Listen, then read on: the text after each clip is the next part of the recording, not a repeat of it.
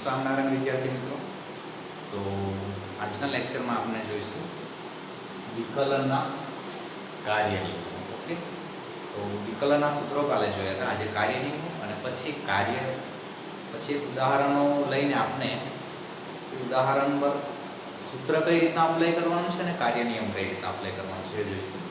તો એનો પ્રથમ કાર્ય નિયમ છે વિકલનનો. જોજો, આપણે પ્રથમ કાર્ય નિયમ છે t/dx k * fx. ઓકે, અહીંયા k છે અચળ છે અને ફંક્શન જોડે ગુણાયેલો છે, તો આપણે એવું કરીશું k ને બહાર કાઢીશું અને ખાલી વિકલન છે એનું કરીશું fx, એટલે કે જે x ચલમાં વિધેય હોય એનું જ વિકલન થશે. ઓકે, એ બીજો કાર્ય નિયમ છે. અહીંયા શું છે કે જ્યાં એવું લખીશું જ્યાં k શું છે અચળ છે, k શું છે અચળ છે. ઓકે, હવે બીજું જે છે એમાં dy/dx એવું છે કે fx + gx, એટલે કે અહીંયા બે ફંક્શન છે fx + gx, એનું બહારથી વિકલન છે. તો આપણે એવું કરીશું કે સરવાળામાં હોય તો અલગ અલગ પડી શકે, એટલે કે fx નું અલગ વિકલન dy/dx fx + dy/dx gx. Okay, તો આ આપનો બીજો કાર્ય નિયમ થશે. ઓકે, તે જ પ્રમાણે અહીંયા બીજો કાર્ય નિયમ આવશે d/dx fx - gx, એટલે કે કોઈક બે વિધેય, એક fx ફંક્શન છે, બીજું gx છે, તો બંને વચ્ચે શું છે બાદબાકી છે. ઓકે, સબટ્રેક્શન છે. તો એમાં પણ આ રીતના અલગ અલગ વિકલન આપણે કરી શકીશું. એટલે એવું કરું કે dy/dx fx, અહીંયા શું કે dy/dx fx, એટલે કે આ fx ને લાગુ પડે છે. એ જ પ્રમાણે અહીંયા લખીશું dy/dx gx, સોરી માઈનસ અહીંયા શું કરીશું dy/dx gx. ઓકે, તો આ રીતના સરવાળામાં પણ અલગ અલગ વિકલન થાય છે. હવે જે ચોથો કાર્ય નિયમ આવે છે એ ગુણાકાર પ્રત્યે છે, એટલે કે dy/dx fx ગુણ્યા gx, એટલે કે અહીંયા fx અને gx બંને ફંક્શન ગુણાકારમાં છે. ઓકે, fx ગુણ્યા gx, તો એમાં આપણે જેમ લિમિટ લક્ષમાં એવું કરતા હતા કે ગુણાકારમાં પણ અલગ અલગ લિમિટ લઈ લેતા હતા, એવું નથી. આમાં ગુણાકાર માટે વિકલન અલગ છે ગુણાકારના કાર્ય નિયમમાં, તો ધ્યાન રાખજો. અહીંયા શું થશે તો કે gx નું બાકી રાખીશું, પહેલા વિકલન કોણ કરીશું fx નું, એટલે કે gx તેવાને તેવા મૂકવાના છે, fx નું વિકલન પ્લસ fx તેવાને તેવા મૂકીશું અને dy/dx શું કરીશું gx નું વિકલન. ઓકે, તો અહીંયા ફરી કહું છું fx ગુણ્યા gx હોય તો gx નું બાકી fx નું વિકલન વત્તા fx બાકી dy/dx gx, એટલે કે gx નું વિકલન. આપણે જ્યારે પણ ઉદાહરણમાં અપ્લાય કરીશું તો આ નિયમ વધારે થોડો ક્લિયર થઈ જશે. ઓકે, હવે ચોથો નિયમ છે કે આપણી પર પાંચમો નિયમ છે કે dy/dx fx, fx ના છેદમાં શું લખીશું gx, fx ના છેદમાં gx છે, એટલે ધ્યાન રાખજો કે fx ભાગ્યા gx. હવે આ ગુણાકારમાં આવ્યું તો શું કરીશું ધ્યાન રાખજો, gx નું બાકી fx નું વિકલન કરીશું ઓછા, ધ્યાન રાખજો gx બાકી fx નું વિકલન કરીએ છીએ ઓછા મૂકીએ છીએ. અહીંયા ગુણાકારમાં વત્તા, આમ ભાગાકારમાં ઓછા, fx નું બાકી dy/dx gx, એટલે અહીંયા શું કરીએ છીએ gx નું બાકી fx નું વિકલન ઓછા fx બાકી gx નું વિકલન, અને છેદમાં શું કરીશું gx નો વર્ગ. ઓકે, આ તેના કાર્ય નિયમ ફરી જોઈએ છે કે dy/dx k * fx, તો અહીંયા k બહાર નીકળશે, dy/dx fx થશે. ઓકે, જ્યાં k શું છે કોન્સ્ટન્ટ રહેશે, અચળ રહેશે, અથવા તો k બિલોંગ્સ ટુ આ રિયલ નંબર હશે કોઈ.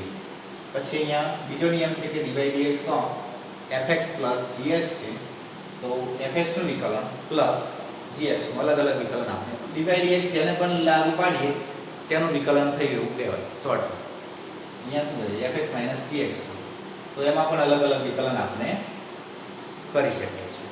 અહીંયા ગુણાકારમાં થોડું યાદ રાખવા જેવું છે કે fx ગુણ્યા gx હોય તો gx નું બાકી fx નું વિકલન પ્લસ fx બાકી gx નું વિકલન.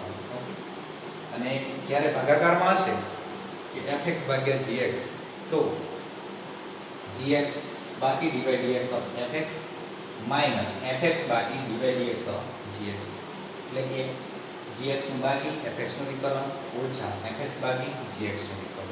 ઓકે, અને છેદમાં gx નો વર્ગ, અથવા તો એવું પણ કહી શકાય આપણી સાદી ભાષામાં છેદ બાકી અંશનું વિકલન અંશ બાકી ઓછા અંશ બાકી છેદનું વિકલન છેદમાં છેદનો વર્ગ. ઓકે, તો આ હતા એના કાર્ય નિયમો. તો આ તમામ વિદ્યાર્થીઓને હોમવર્કમાં એ નોટ્સ બનાવીને મૂકવાની છે. ઓકે, તો હવે નેક્સ્ટ જઈએ આપણે. હવે જે કાલના સૂત્રો છે ને આ કાર્ય નિયમો કઈ રીતના એની પર અપ્લાય કરી શકીએ છીએ એ માટે આપણે ફર્સ્ટ એના માટે ઉદાહરણ લઈએ છીએ. ઓકે, અને કાલનો એક સંયોજિત વિધેયનો નિયમ બનાવો, બરાબર છે. તો ગયા લેક્ચરમાં એની પર ચર્ચા કરી, તો ફંક્શન એ પ્રમાણે પણ આવશે. હવે તમારે અહીંયા ખાલી એ ખાસ ઓળખવાનું રહેશે કે ફંક્શનનું સંયોજન થયેલું છે કે બંને ફંક્શન ગુણાકારમાં છે. ખાસ કરીને વિદ્યાર્થીઓ એમાં કન્ફ્યુઝ થાય છે કે આ ફંક્શન ગુણાકારમાં છે કે પછી એકબીજાનું સંયોજન થયેલું છે. કાલે મેં તમને ફંક્શનના પ્રકાર પણ લખાયા છે જે ગયા લેક્ચરમાં. ઓકે, તો ઉદાહરણ જોઈએ હવે.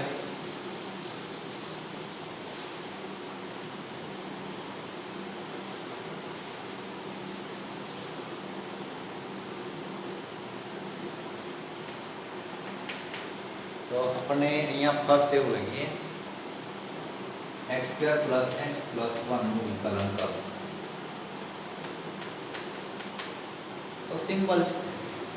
અહીંયા શું dy dx of x² + x + 1, બરાબર છે. વિકલન કરો એટલે એની પર શું લાગુ પાડવાનું? dy dx, એના છેદમાં dx લાગુ પાડવાનું. હવે શું કે પહેલા આની જોડે લાગુ પાડીશું, આની જોડે પાડીશું. તો સૌપ્રથમ અહીંયા dy dx of x નો વર્ગ plus dy dx of x plus dy dx of 1 આવું. હવે આમાં આપણે પેલો નિયમ લાગુ પાડીશું. અહીંયા જે લખાયું છે એક સૂત્ર, અહીંયા કાર્ય નિયમ fx + gx વાળો લાગુ પડે છે અને રૂલ સૂત્ર આ લાગુ પડશે dy dx of x ની n ઘાત તો n ગુણ્યા x ની n - 1. આ સૂત્ર અહીંયા લાગુ પાડીશું તો સમજો બરાબર. અહીંયા શું કરીએ છીએ ઇઝ ઇક્વલ ટુ માં આમાં કે જો n તરીકે અહીંયા બે ઘાત છે, બે ઘાત આવે ગુણાકારમાં x અને 2 - 1 ઘાત પ્લસ અહીંયા મેં તમને એક સૂત્ર આપી લખાયું છે dy dx of x = 1, એટલે કે x નું x સાપેક્ષ વિકલન કેટલું જવાબ આવે છે 1, એટલે અહીંયા શું થઈ જશે 1 થઈ જશે. આ એક પેલો rules dy dx of k = 0, k તરીકે અચળ, તો અહીંયા પણ શું છે 1 પણ અચળ છે. અહીંયા k તરીકે અચળ હોય તો એનું વિકલન 0, તો અહીંયા 1 પણ અચળ છે જેનું x સાપેક્ષ વિકલન શું થશે 0 થશે, એટલે ત્યાં શું થશે 0. ઓકે, તો 2x + 1. ઓકે, આનું સાદું રૂપ છે. તો આ રૂલ્સ અહીંયા લાગુ પડે. ઓકે, તો આ રૂલ્સ અહીંયા તમે અહીંયા કારણમાં બતાવીશું. ઓકે, તો આ બધાને ક્લિયર હશે. તો હવે નેક્સ્ટ એક્ઝામ્પલ્સ જોઈએ.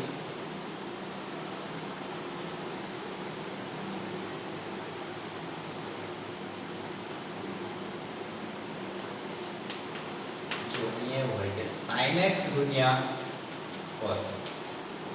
હવે અહીંયા બે ગુણાકારમાં વિધેય આવે છે. sin x નો ગુણાકાર કોની જોડે છે cos x જોડે, તો એને પણ એનું વિકલન કરો એવું સૂચનામાં આપણને આપી દે કે વિકલન કરો.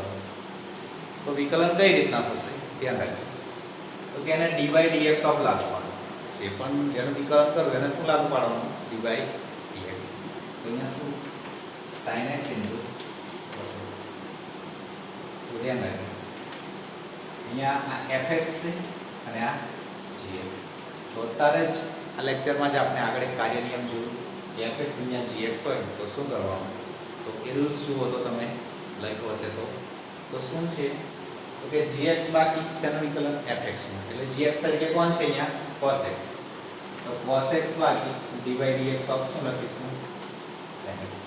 જુઓ cos x બાકી dy dx of sin x plus પછી શું છે કે fx બાકી fx તરીકે કોણ છે sin x, તો sin x બાકી રાખીએ છીએ, કોણ વિકલન કરીશું cos x, એટલે તો dy/dx ઓફ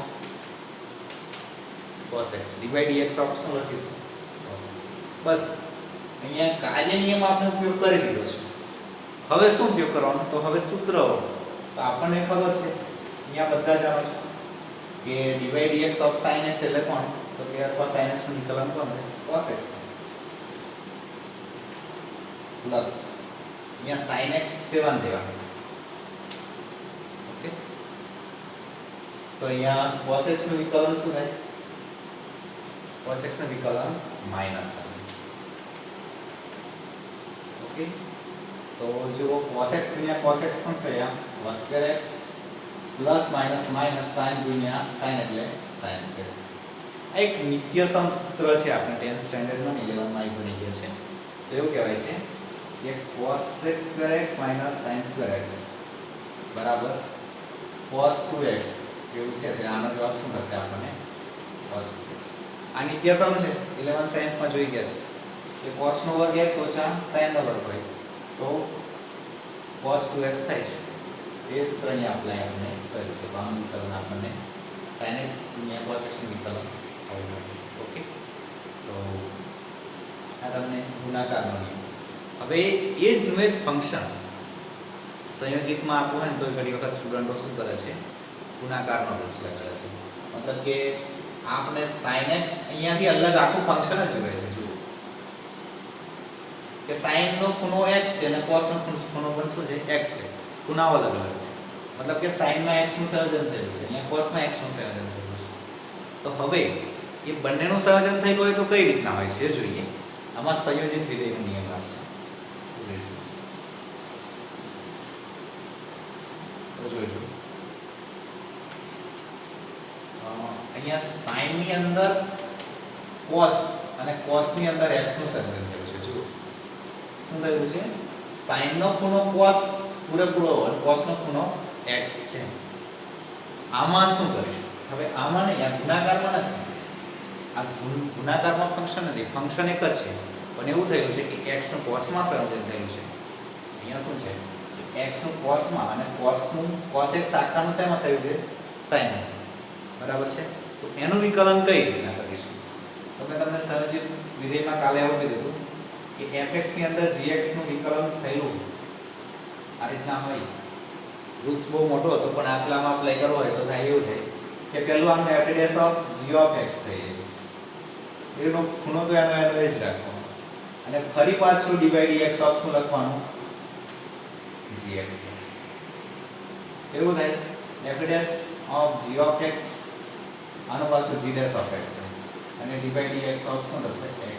આટલું અને x નું આ રીતના શું થતું હતું 1 થતું, ઓકે. તો આમાં આ રીતના હવે આપણે આમાં પણ એવું કરીશું, આ રૂલ્સ લાગુ પાડીએ તો સમજજો બરાબર. અહીંયા dy/dx of sin of cos x. તો પહેલા sin નો નિયમ, sin માટે ખૂણો આખો સમજવું ભલાઈ ગયું. આપણે અહીંયા જે રૂલ્સ ઉપયોગ કરીએ છીએ કે dy/dx ઓફ sin x, તો sin x નું શું થઈ જશે, sin નું શું લખીએ છીએ cos અને આનો x તેવું તેવું. તો અહીંયા પણ વિકલન શું થશે, sin નું શું થઈ જશે cos અને અંદરનો ખૂણો અહીંયા x તેવું તેવું, એ રીતના અંદરનો જે ખૂણો બને છે આ એ પણ અહીંયા તેવું તેવું આવશે, ઓકે. અને ફરી અંદર વિકલન થશે dy/dx ઓફ cos x. તો હવે શું થયું cos ઓફ cos x અને cos x નું શું થયું માઈનસ sin x. ચલાઈ ગયો. હવે અહીંયા આપણને આ સૂત્ર જ ખબર છે dy/dx ઓફ cos x તો શું થાય માઈનસ sin x, બરાબર ને. તો અહીંયા આપણને માઈનસ થી ના આગળ minus sin x into cos of cos x આવું થાય, ઓકે. તો આ રીતના એનું વિકલન થશે. એટલે પહેલા કેવું કે પહેલા 12 માટે આ પૂરેપૂરો એનો ચલ સમજવું, પછી અંદર થોડા જવાનું તો cos માટે પૂરો x ચલ સમજવું. તો આ રીતના આપણે સંયોજિત વિધેયનું વિકલન કરીશું. ઓકે. બીજું એવું સંયોજિત વિધેય જોઈએ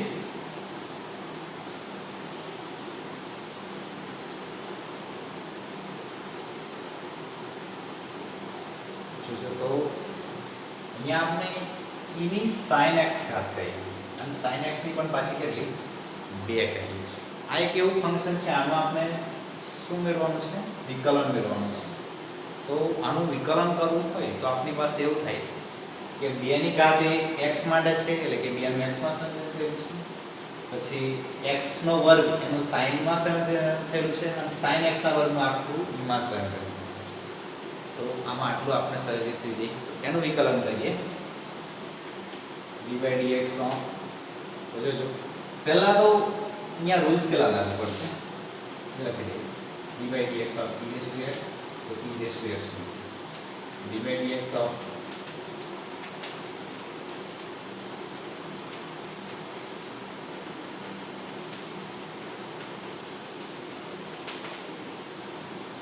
આટલા નિયમ લાગુ પડશે. કઈ રીતના?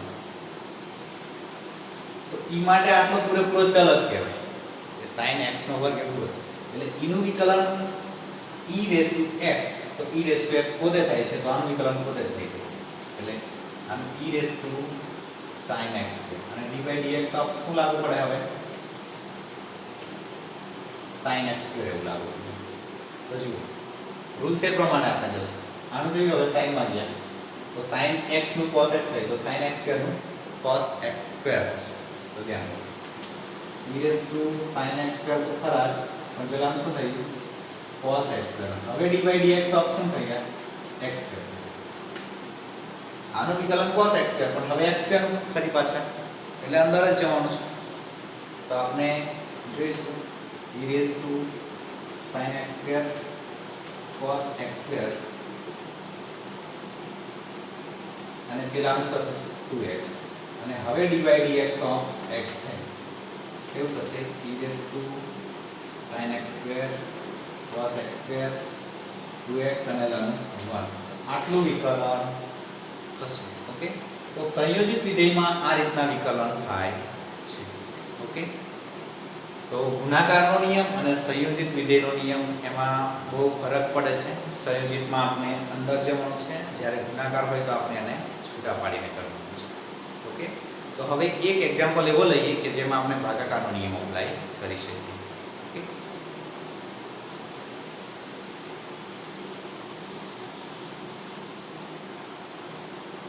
અહીંયા fx આવું છે આપણી પાસે કે e raised to x ના છેદમાં sin x. જુઓ e raised to x ના છેદમાં શું લખેલું છે? sin x. તો આનું વિકલન આપણે ભાગાકારના નિયમનો એમ તો ઘણા બધા કે sin x છે cosec x નો બેઝ છે, એટલે cosec x કઈને અંશમાં લઈ જાવ અને ગુણાકારનો નિયમ લાગુ પાડીને કરશો તો પણ ચાલશે. અને ચોથું એક્ઝામ્પલ્સ લઈએ ટોપિકમાં. તો fx બરાબર e raised to x, તો એમાં આપણે એનું વિકલન કરીશું. d dx of fx is equal to d dx of e raised to x sin x. જુઓ તો આ જ લેક્ચરનો આપણો જે નિયમ છે એ નિયમ તમે નોટ મેં પહેલા જ કરવા કીધું છે. એ નિયમ લાગુ પાડી અંશમાં fx તરીકે e raised to x છે અને છેદમાં fx તરીકે કોણ છે? sin x છે. એને જોઈએ કઈ રીતના? તો તમને ખબર છે કે છેદ બાકી એટલે કે gx બાકી, એટલે કે અહીંયા કોણ બાકી રહેશે? sin x. તો sin x બાકી d dx of e raised to x ઓછા e raised to x બાકી. હવે શું થાય કે અંશ બાકી અને કોણ વિકલન? છેદ. તો અહીંયા શું થશે? d dx of sin x. Okay, d dx of sin x. અહીંયા શું થશે? sin x નો વર્ગ થશે. બરાબર, sin x નો વર્ગ થાય. હવે શું? sin x તેવા ને તેવા છે. આનું જે વિકલન e raised to x નું વિકલન શું થાય છે? d dx e raised to x નું વિકલન e raised to x પોતે જ થાય છે. એટલે e raised to x આગળ લખી દઉં છું ઓછા e raised to x અને અહીંયા sin x નું વિકલન શું થવાનું છે? sin x નું વિકલન શું છે? Okay, cos x. ઓકે, અને અહીંયા sin x નો વર્ગ એટલે શું થાય? sin square x. બરાબર છે. e raised to x અહીંયા આવતા રહે અને અહીંયા sin x minus cos x છેદમાં શું લેવાનું? sin square x. તો આ એનું વિકલન છે. એટલે આ સ્ટેપ ખાલી કાર્ય નિયમનો ઉપયોગ કર્યો, અહીંયા બધું વિકલન પતી ગયું. આ થોડું એનું સાદુરૂપ છે. આગળ સાદુરૂપ આપી તમે ગમે ત્યાં જશો ગણિતમાં, ગમે તે કરો, જવાબ આપણો જે છે એ જ રહેવાનો છે. ઓકે, તો આ બધાને ક્લિયર હશે રૂલ્સ. ઓકે, આપણે બધા રૂલ્સ જે કાર્ય નિયમ છે, કાર્ય નિયમ પ્રમાણે એક્ઝામ્પલ્સ પણ જોયા છે. ઓકે, તો મળીએ નેક્સ્ટ લેક્ચરમાં. જય સ્વામિનારાયણ.